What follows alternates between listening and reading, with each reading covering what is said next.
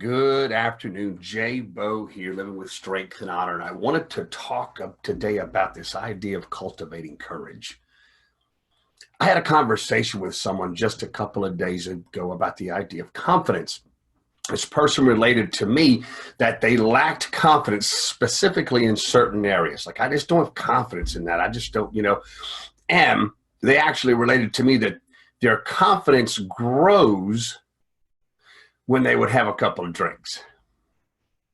Now, without getting into what that means for that individual, what I really want to talk about is this idea of confidence and having it or not having it and seeing it as something outside of us, something that's over there we have to go get. This particular individual seemed to find some confidence in a bottle after having a few drinks.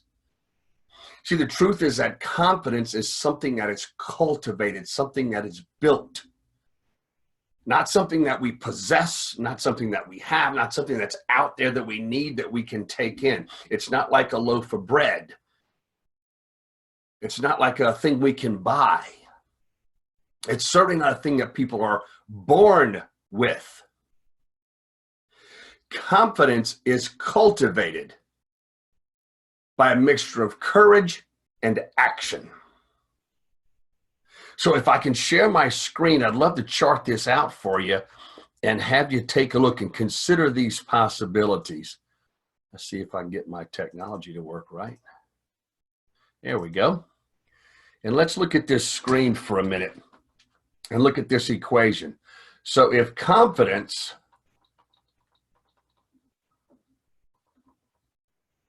equals courage times action. Simple mathematical way of expressing this idea, right? That confidence is cultivated. Confidence is grown through courage and action. So let's look at both of these things individually real quick. First off, courage. Courage is something that you can grow. Courage is something that you can build upon. Courage is certainly something that you can develop. But I would have you consider that courage is simply deciding. It's simply deciding that, hey, I'm going to do this thing. I'm not going to worry about the consequences. I'm not going to worry about my fears. I'm going to know I'm going to have fears. I'm just going to allow those to come up and feel them and act anyway, which is the second part, which is take action. Now, these two things in repetition, well, so close. Let me see, boom, boom. In repetition, over and over and over again is what cultivates confidence. Now, one of the best ways to see this and express this, I've always found, is some kind of athletic endeavor, some kind of physical thing, right? Let's consider throwing a baseball, right? Just throwing a baseball simply, or any ball. There was a time when you couldn't do that. There was a time when that was a foreign idea and it was impossible for you. It may still be that way for some of you listening to this, right? That you're just not the greatest, thrower of the baseball, let's say, or thrower of any ball. It's still an awkward thing for you to do. And it's awkward because you haven't done it enough. For those of you that have felt like their whole lives they could throw a ball, it's the way I feel. I don't remember learning how to throw a ball. I felt like I could always throw a ball, right? But it's not true. There was a point in which I had to learn that skill set. And I learned that skill set from watching others who pick up the ball and throw it. If you were young enough, you probably didn't have to worry about the courage part because you were too young to be embarrassed by your results. You were too excited to worry about other people's impression of you. You were too involved and ingrained because when you're young, it's what you are. You're just 100% in on everything you do, right? And you weren't worried about the results and the failure and all those things. So it was easy. If you've been older and tried to do anything, and I mean through 6 years old to this week, you know that it takes a certain amount of courage. And then that courage can get you to combine with action, taking actual steps in repetition over and over and over again will build your confidence in a particular area. And there's really, to me, there's sort of 5 components. So, 6 components to this idea, right? Number one to making this happen is you have to get out of your comfort zone. I'm sorry, but anything new that you want to do, any new skill sets you want to develop, anything you want to gain confidence in lies outside of your comfort zone. So you're going to have to just admit it's going to be uncomfortable when you take this action. So you have to have first the courage to bust through that. Just say, listen, I'm just going to be uncomfortable, and that'll be that. I'm going to act anyway. That's courage. Number 2, don't think.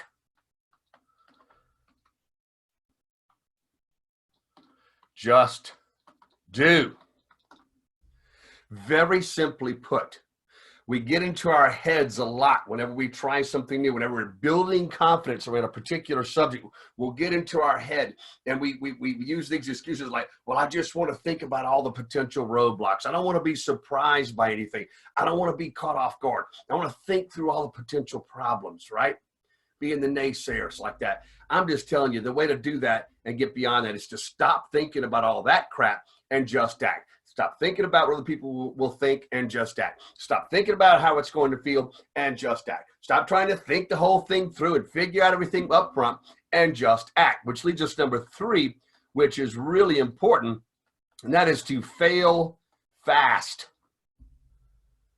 Fail fast. That goes along with number 2. Just jump in. Failure is part of any process that you gain confidence in doing. You have to fail several times on the way. That's not maybe the way that it's going to be. That's the way that it's going to be. You're going to have at least tiny failures all the time in any new thing that you're developing, any new skill you're trying to learn, any new mindset you're trying to create, any new task that you're taking on. You're trying to build your confidence in your ability to do that. You're going to fail. So seek them out. Don't put them off. Don't avoid them. Don't worry about them. Don't be fearful about them. Fail fast. Act, right? And don't be afraid of failure, because they're going to happen. Period. End of story. Number 4, course correct. As soon as you create a battle plan, you immediately begin to abandon it and move into situational, right? You move from strategic into tactical. And once you get into a tactical mode, which is the actual doing stuff mode, the action mode, you need to course correct. You're going to have to change, how you're doing it, your approach to doing it. You're going to have to change maybe even the temporary results you considered to get to your actual big final result that you wanted. Once again, it's going to take some courage to take these new actions and the courage to abandon your previous plan. Don't get married to your ideas you had before you started out. And allow yourself the agency to course correct when necessary. Number 5 is commit. Don't quit. This is critically important because as soon as you get in your brain that you're committed to something, you're committed to getting something done and building confidence in that area, right? And you're not going to quit until you get it. Doesn't matter how long it takes, how much effort it takes, what gets in your way, et cetera, et cetera, et cetera. I'm just not going to quit. You free up a ton of mental capacity and agency in your mind and in your spirit and in your body in a lot of time, because you don't have to keep going through your brain. Will I quit or will I not quit? Am I going to quit or am I not going to quit? When will I quit?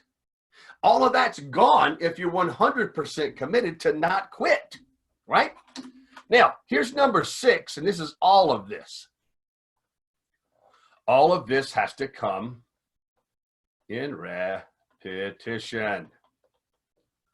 Over and over and over and over again. In fact, if you want to build confidence in a particular area, you follow these exact steps. And even if you don't, even let's say that you just like general confidence, like you don't feel strong enough in general, like just in life, okay? You can pick different targets, different things that might right now be for you a little bit uncomfortable, that might right now for you be a little bit difficult, and start building your overall confidence by deploying these 5 steps over and over and over again. Having the courage to move just to get started and then take action. Have the courage and take action. Have the courage to take action over and over and over again. Now, when applied to a specific setting, a specific environment, a specific set of circumstances, a specific task, you can still follow these exact same steps and have these things in your mind, 1 through 5, and number 6, repeat, repeat, repeat, repeat, repeat, repeat. Knowing good and well, you're going to have to get comfortable being uncomfortable. You're going to have to stop thinking about it and just do. Fail fast. Don't be afraid, and seek the failures that are definitely going to come. Don't be afraid to course correct and shift gears and change things up and try a new tactic sometimes, and then commit and decide you're not going to quit. For me, I can tell you that like thinking in this way, seeing things has allowed me to build the confidence in certain areas that I didn't have in other areas. Some of you that have known me for a while might say, man, I don't know, you've always had this air of confidence. Yeah, a lot of times that was just that. It was an air of confidence, a fucking act. It's a nice cover up because deep inside, I really didn't have the confidence to do certain things until I did them over and over and over and over and over and over and over and over. And I start to grow that confidence and belief, like gets to a place of what we like to call certainty. Like, I know I can do this. How do I know? I've proven it to myself over and over and over and over and over again. So interesting enough, cultivating confidence can be hard because it's like being stuck inside of a box. And the instructions to get out of the box are on the outside of the box. You almost have to display some confidence to earn confidence, which is not exactly true. It's really just courage. It's having the courage and the conviction to create and manifest action through repetition that will eventually lead to your confidence in doing so. So I suggest you follow those. So like those 5 steps, write those down and check them out as they apply to things that you're trying to build confidence in, no matter what it is. And I'm telling you, every one of you looking at this thing, you lack confidence in some area.